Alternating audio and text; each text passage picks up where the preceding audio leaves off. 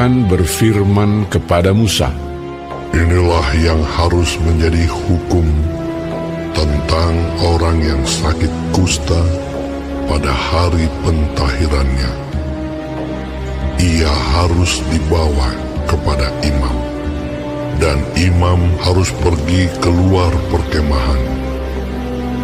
Kalau menurut pemeriksaan imam, penyakit kusta itu telah sembuh daripadanya, maka imam harus memerintahkan supaya bagi orang yang akan ditahirkan itu diambil 2 ekor burung yang hidup dan yang tidak haram, juga kayu aras, kain kirmiji, dan hisop. Imam harus memerintahkan supaya burung yang seekor disembelih di atas belanga tanah berisi air mengalir. Tetapi burung yang masih hidup haruslah diambilnya bersama-sama dengan kayu aras, kain kirmizi, dan hisop. Lalu bersama-sama dengan burung itu, semuanya harus dicelupkannya ke dalam darah burung yang sudah disembelih di atas air mengalir itu. Kemudian ia harus memercik 7 kali kepada orang yang akan ditahirkan dari kusta itu, dan dengan demikian mentahirkan dia. Lalu burung yang hidup itu haruslah dilepaskannya ke padang. Orang yang akan ditahirkan itu haruslah mencuci pakaiannya, mencukur seluruh rambutnya, dan membasuh tubuhnya dengan air, maka ia menjadi tahir. Sesudah itu, ia boleh masuk ke dalam perkemahan, tetapi harus tinggal di luar kemahnya sendiri 7 hari lamanya. Maka pada hari yang ke-7, ia harus mencukur seluruh rambutnya, rambut kepala, janggut, alis, bahkan segala bulunya harus dicukur, pakaiannya dicuci, dan tubuhnya dibasuh dengan air, maka ia menjadi tahir. Pada hari yang ke-8, ia harus mengambil 2 ekor domba jantan yang tidak bercela, dan 1 ekor domba betina berumur 1 tahun yang tidak bercela, dan 3/10 eva tepung yang terbaik diolah dengan minyak sebagai korban sajian, serta 1 log minyak. Imam yang melakukan pentahiran itu harus menempatkan orang yang akan ditahirkan bersama-sama dengan persembahannya di hadapan Tuhan di depan pintu kemah pertemuan. Dan ia harus mengambil domba jantan yang 1 ekor dan mempersembahkannya sebagai tebusan salah bersama-sama dengan minyak yang 1 log itu. Dan ia harus mempersembahkannya sebagai persembahan unjukan di hadapan Tuhan. Domba jantan itu harus disembelihnya di tempat orang menyembelih korban penghapus dosa dan korban bakaran, di tempat kudus, karena korban penebus salah, begitu juga korban penghapus dosa, adalah bagian imam. Itulah bagian Maha Kudus. Imam harus mengambil sedikit dari darah tebusan salah itu, dan harus membubuhnya pada cuping telinga kanan dari orang yang akan ditahirkan, dan pada ibu jari tangan kanan, dan pada ibu jari kaki kanannya. Imam harus mengambil sedikit dari minyak yang satu lok itu dan menuangnya ke telapak tangan kiri imam sendiri. Ia harus mencelupkan jari kanannya ke dalam minyak yang di telapak tangan kirinya itu, dan sedikit dari minyak itu haruslah dipercikkannya dengan jarinya 7 kali di hadapan Tuhan. Dari minyak selebihnya, imam harus membubuh sedikit pada cuping telinga kanan orang itu, pada ibu jari tangan kanannya, dan pada ibu jari kaki kanannya, di tempat mana darah tebusan salah dibubuhkan. Dan apa yang tinggal dari minyak itu haruslah dibubuhnya pada kepala orang yang akan ditahirkan. Dengan demikian, imam mengadakan pendamaian bagi orang itu di hadapan Tuhan. Imam harus mempersembahkan korban penghapus dosa, dan dengan demikian mengadakan pendamaian bagi orang yang akan ditahirkan dari kenajisannya. Dan sesudah itu, ia harus menyembelih korban bakaran. Kemudian imam harus mempersembahkan korban bakaran dan korban sajian di atas mezbah.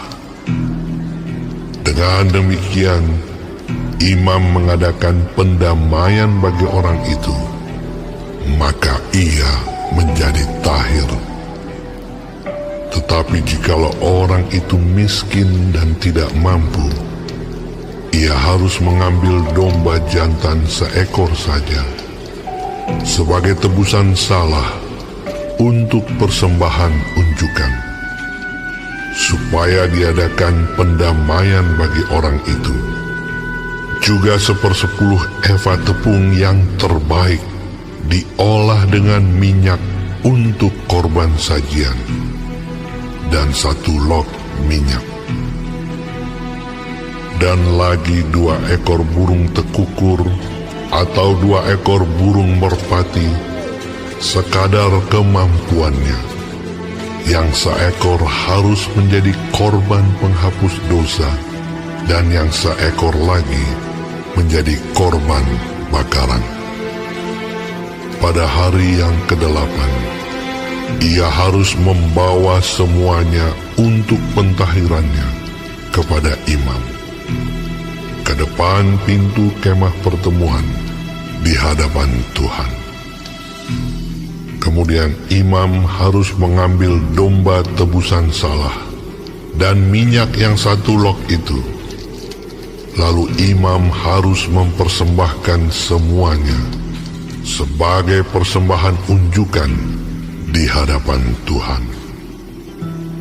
Ia harus menyembelih domba tebusan salah, dan imam harus mengambil sedikit dari darah tebusan salah itu dan membubuhnya pada cuping telinga kanan orang itu, dan pada ibu jari tangan kanan dan ibu jari kaki kanannya. Dan imam harus menuang sedikit dari minyak itu ke telapak tangan kirinya sendiri. Lalu sedikit dari minyak itu haruslah dipercikkan oleh imam dengan jari kanannya 7 kali di hadapan Tuhan. Kemudian imam harus membubuh sedikit dari minyak itu pada cuping telinga kanan dari orang yang akan ditahirkan, pada ibu jari tangan kanannya, dan pada ibu jari kaki kanannya, di tempat mana dibubuhi darah tebusan salah itu. Dan minyak selebihnya haruslah dibubuhnya pada kepala orang yang akan ditahirkan, supaya diadakan pendamaian bagi orang itu di hadapan Tuhan.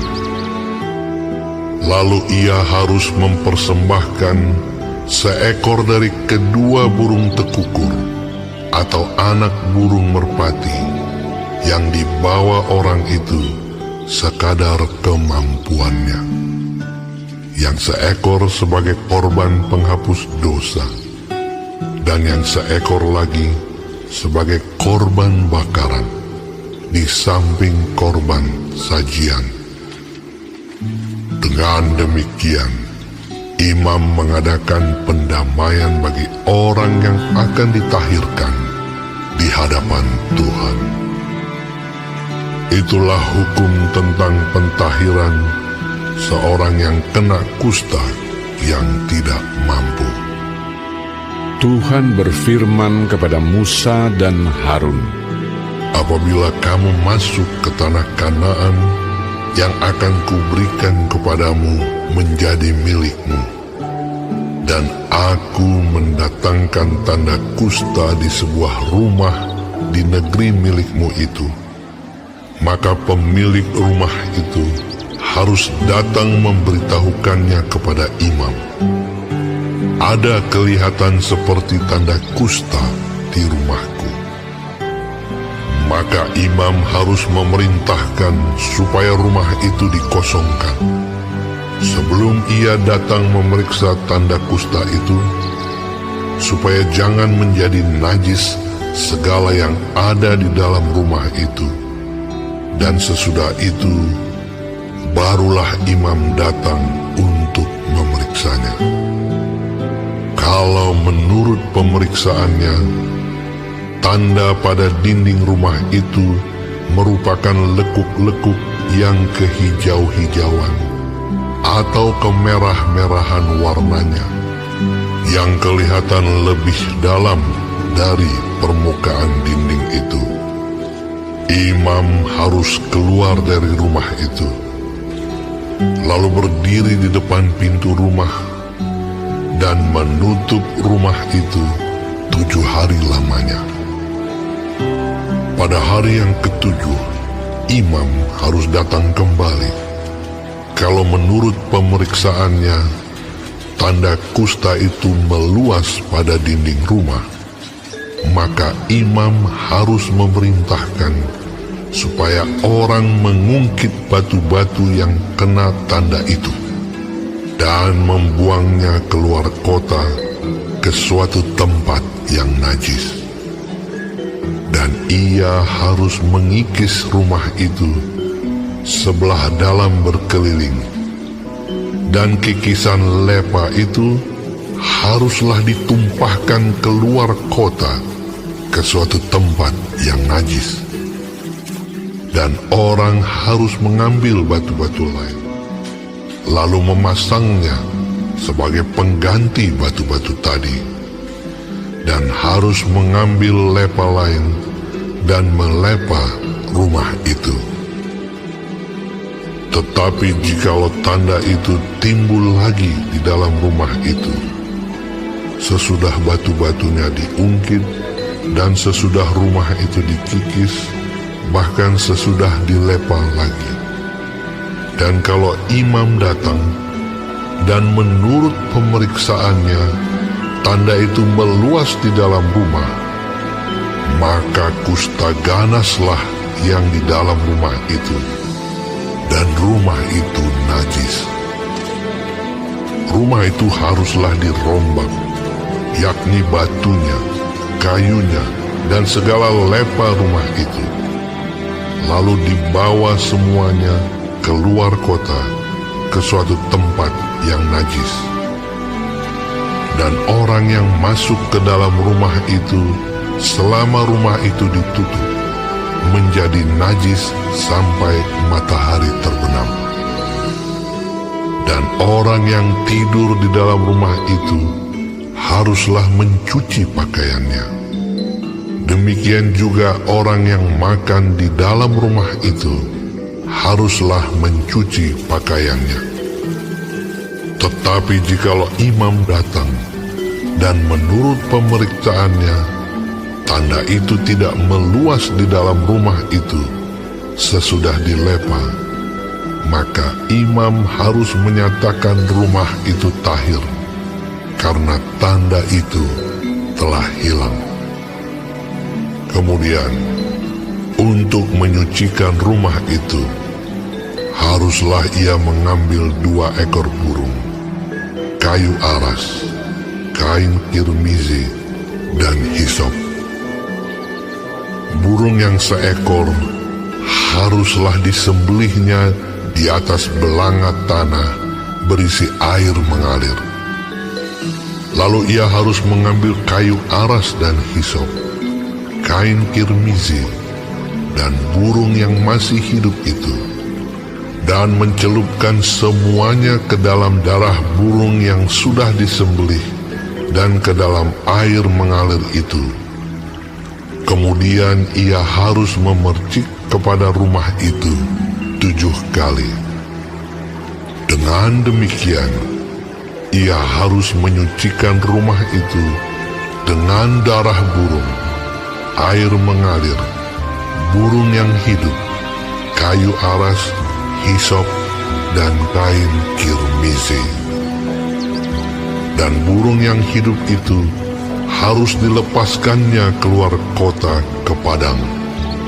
Dengan demikian, ia mengadakan pendamaian bagi rumah itu, maka rumah itu menjadi tahir. Itulah hukum tentang setiap penyakit kusta, kudis kepala, tentang kusta pada pakaian dan rumah, tentang bengkak, bintil-bintil, dan panau, untuk memberi petunjuk dalam hal najis atau dalam hal tahir. Itulah hukum tentang kusta.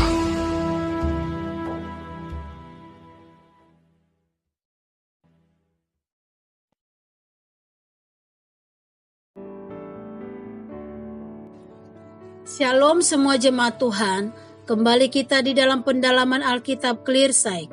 Sekarang kita sudah memasuki kitab Imamat 14. Tuhan Yesus memberkati. Melalui proses pentahiran yang kita baca di dalam pasal ini, kita melihat bahwa pengampunan dan pertolongan datang dari Tuhan melalui hamba-hambanya. Dengan demikian, dalam setiap masalah dosa, penyelesaiannya bukan pada usaha-usaha memperbaiki diri, melainkan pada kebaikan Tuhan di dalam Kristus yang memberi ampun, pemulihan, dan kesempatan kedua.